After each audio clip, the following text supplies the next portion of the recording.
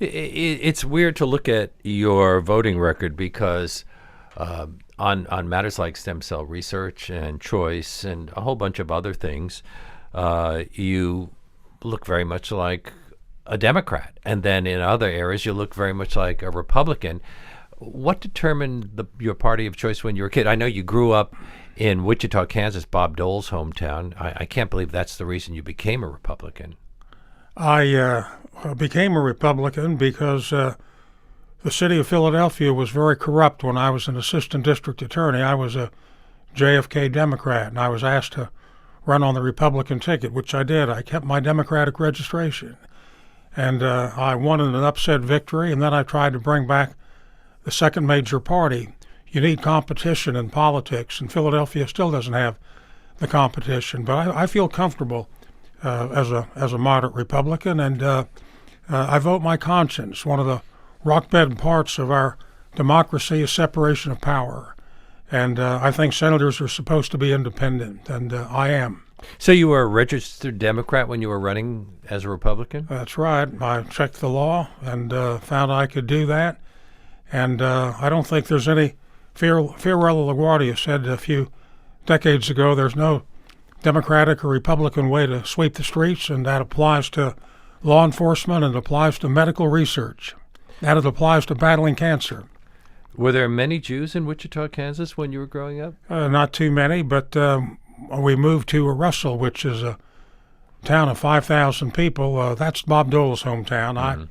I was a transplant. I moved there when I was 12. And named after Richard Arlen, the movie star. That's right. My Aunt Rose didn't want me named Abraham Avram after my father's father, and I got the name Arlen, and I like it. Now, one of the things that many people have been concerned with, as in the Republican Party, is the power of the evangelical fundamentalists. How does that affect someone like you?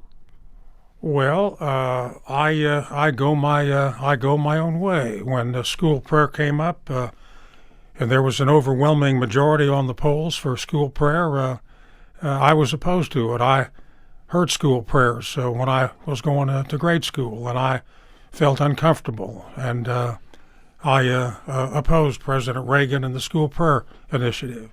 And when I've disagreed, I've said so. Are you following the primary race in Pennsylvania? Do you think that... who can help it? Do you think it matters that Hillary Clinton has familial ties to Scranton, Pennsylvania? Yeah, I think that guarantees her all of her family vote there. There may be a half a dozen, maybe not that many. But Pennsylvania, nobody expected Pennsylvania to be such an important state in this primary cycle because the vote is so late, and yet it turns out to be maybe a key factor. Well, it's come very late in the process, but you've still got to Florida and Michigan, so there's going to be a lot more to this primary process. Well, Florida has just decided not to have a new primary, so who knows what's going to happen there. Well, we'll see.